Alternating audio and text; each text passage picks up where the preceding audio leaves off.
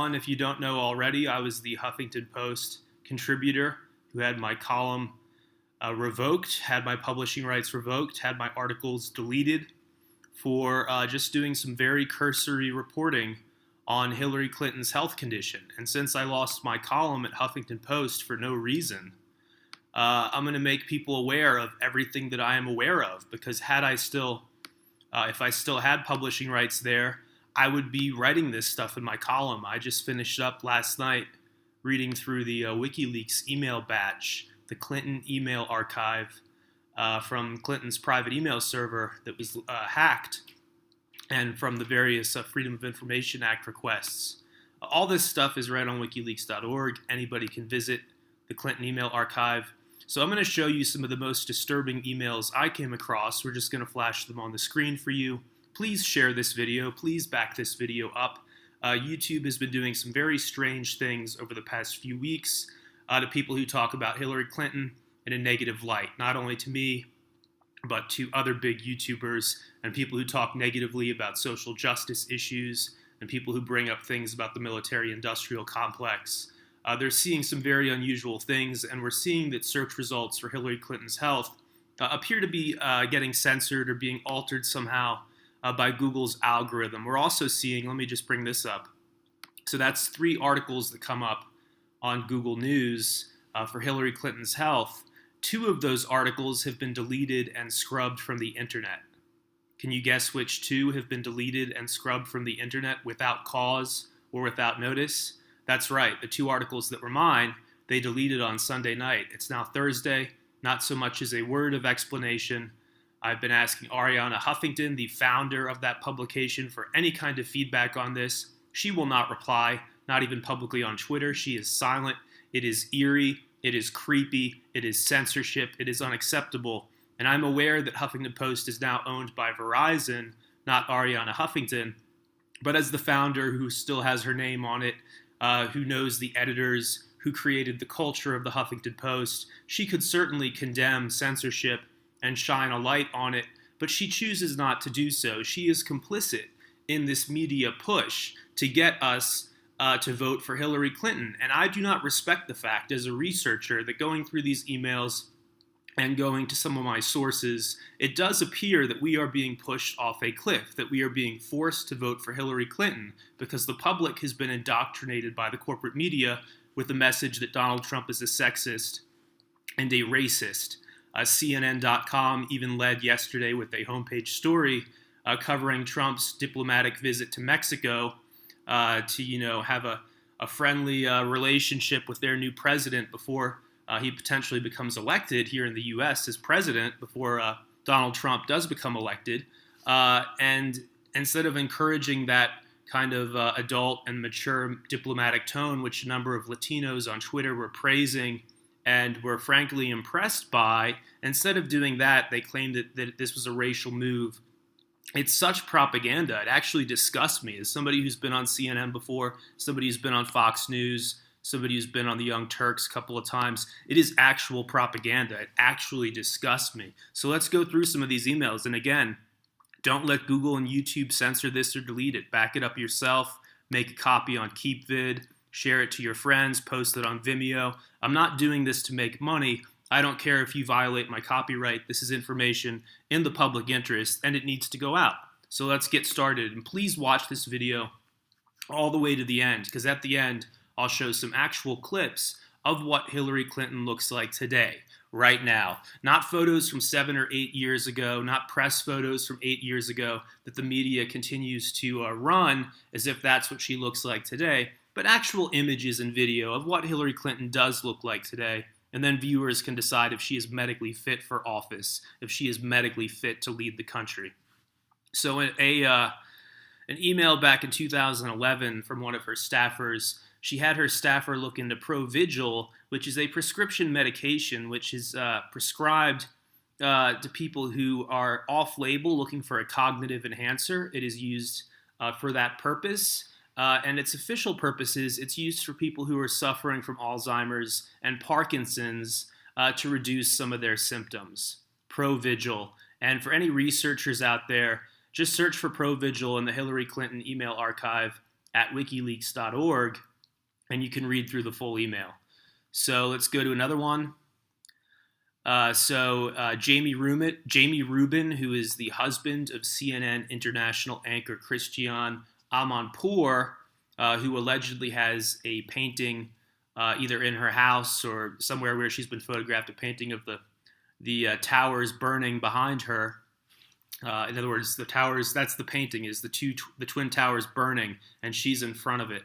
And weird stuff, but I don't want to go down that road. Other people can research that rather trivial aspect of Christiane Amanpour. I think this email itself is certainly incriminating enough. Let's just read the email. So again, this is an invite from Jamie Rubin to Hillary Clinton while she is Secretary of State.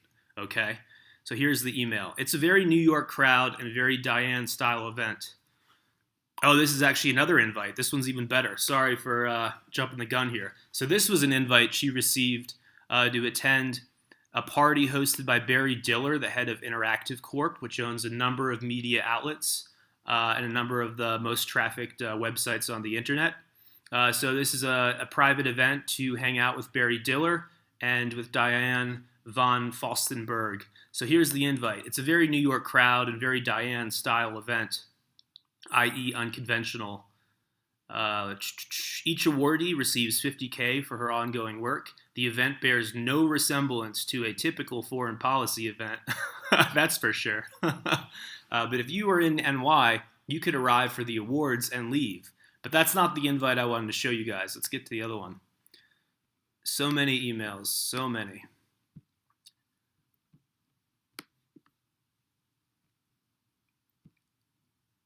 Bunch of emails about sleeping and how sleep is important, how vitamins are important. A staffer even sends her an email. It's a forward of an article, "Do you suffer from decision fatigue?" And then she puts in parentheses, "worth a read." I would not send that to my boss. At least somebody at the State Department has some spine, right? Implying that she's suffering from decision fatigue. Of course, there's a bizarre email some people are pointing out. One of her staffers mentions that she'll be sacrificing an animal to the demon god Moloch. A lot of the people who are obsessed with Illuminati and elitist cults and stuff, they always go back to Moloch as being one of the big baddies. So that's not really not a big deal, but to me is a little weird that you have staffers joking about making sacrifices to a demonic god while they're on taxpayer time, while they're working for the United States State Department under Secretary of State Hillary Clinton. So that's the kind of culture that she encouraged. So this is the big invite, the big email that I really wanted to do this video for. Let's make sure that I can bring it up on screen. There we go. Hope your travels have been less brutal than they look. I know it has been a while since we spoke of this, but I still think it would be good for you to have an informal setting to talk to some influential New York City writers and opinionators. Just going to stop reading there for a second. One of my readers on Twitter pointed out, writers and opinionators, aren't these people journalists? And that's an excellent point. We'll get to that. So let me go back to reading the email. So I would propose to host a smallish dinner when your calendar permits in the coming weeks with the following people who I know well enough to trust some level of discretion for an off-the-record dinner that would allow you to provide an account of some of the highs and even some lows of policymaking on Libya, China, Iran, the Arab Spring, and the Israel-Palestinian issue. They are Eleanor Randolph and Carol Giacomo from the New York Times editorial board, Richard Cohen of Washington Post, David Remnick and Rick Hertzberg from the New Yorker, Leon Wieseltier and Frank Foer from the New Republic, Tina Brown from Newsweek, my wife from CNN and ABC. Again, that's Christiane Amanpour. His wife is the anchor at CNN International. And maybe one or two others like Tom Brokaw. The point is not to create news stories, but to ensure when these people deliver their inevitable assessments of your term as secretary, they have an appreciation of some of the difficulties and complexities. All best, Jamie. I mean, this is a totally unacceptable level of collusion between some of the biggest people in print and broadcast media and Hillary Clinton while she's serving as Secretary of State. And it appears from the email itself that the purpose of this meeting is to massage the impression of her job while she's Secretary of State, and to make sure that they have an appreciation of her record. And then, of course, there's the creepy influence from George Soros, who is one of the funders of Think Progress, which up until yesterday was still publishing stuff, making it seem like Hillary's health, like questions about Hillary's health, are absolute conspiracy theory, are just hateful, unpatriotic, far right-wing conspiracy theory. But let's go ahead and roll some of the videos of Hillary Clinton over this summer. Does this look like a healthy woman to you? That President Obama was going to endorse you. It was great. It was great. I mean, it was a wonderful, meaningful endorsement in every way, and I was very proud of it. Did you talk about vice presidential possibilities with Senator Warren? In every way. And how did you talk about Senator Warren? Did you talk about vice presidential possibilities with Senator Warren? Did you talk about vice presidential possibilities with Senator Warren? Senator Warren. And now it's a horror show. It's an absolute horror show. An absolute horror show. An absolute horror show. Wow.